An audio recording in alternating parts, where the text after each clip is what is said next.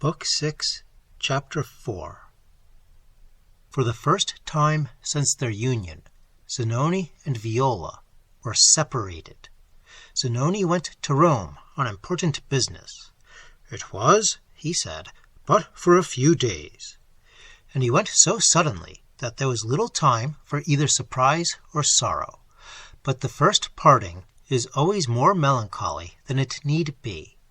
It seems an interruption to the existence which love shares with love.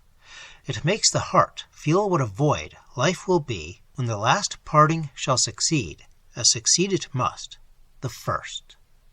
But Viola had a new companion. She was enjoying that most delicious novelty which ever renews the youth and dazzles the eyes of woman. As a mistress, the wife, she leans on another. From another are reflected her happiness, her being, as an orb that takes light from its sun. But now, in turn, as the mother, she is raised from dependence into power. It is another that leans on her. A star has sprung into space, to which she herself has become the sun. A few days, but they will be sweet through the sorrow. A few days, every hour of which seems an era to the infant, over whom bend watchful the eyes and the heart.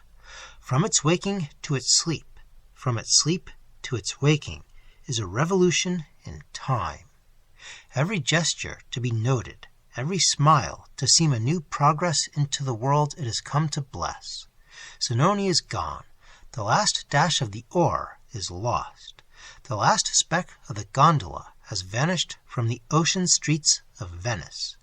Her infant is sleeping in the cradle at the mother's feet, and she thinks through her tears what tales of the fairyland that spreads far and wide with 1,000 wonders in that narrow bed she shall have to tell the father. Smile on, weep on, young mother. Already the fairest leaf in the wild volume is closed for thee, and the invisible finger turns the page. By the bridge of the Rialto stood 2 Venetians, ardent Republicans and Democrats, looking to the Revolution of France as the earthquake which must shatter their own expiring and vicious constitution and give equality of ranks and rights to Venice. "Yes, Cottalto," said one, "my correspondent in Paris has promised to elude all obstacles and baffle all danger.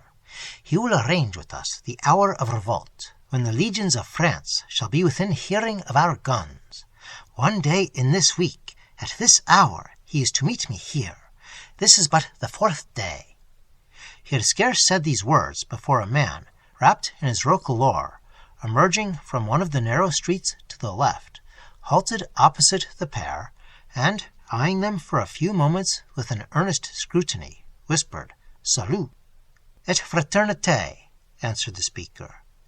"You, then, are the brave Dandolo, with whom the committee deputed me to correspond, and this citizen is Cottalto, whom my letters have so often mentioned. Health and brotherhood to him. I have much to impart to you both.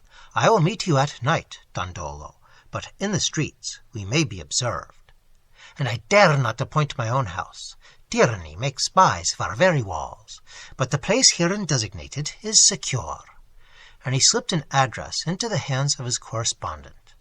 "Tonight, then, at 9. Meanwhile, I have other business."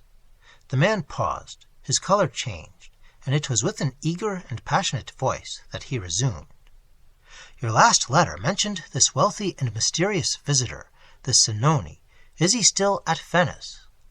"I heard that he had left this morning, but his wife is still here." "His wife? That is well. You know of him. Think you that he would join us? His wealth would be... His house, his address, quick!" interrupted the man. "The palazzo on the Grand Canal." "I thank you. At 9 we meet."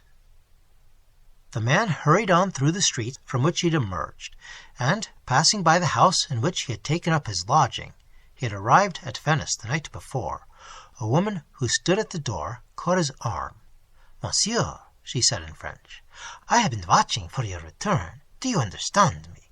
I will brave all, risk all, to go back with you to France, to stand through life or in death by my husband's side. Citoyenne, I promised your husband that, if such your choice, I would hazard my own safety to aid it. But think again. Your husband is one of the faction which Robespierre's eyes have already marked. He cannot fly. All France has become a prison to the suspect. You do not endanger yourself by return. Frankly, citoyenne, the fate you would share may be the guillotine.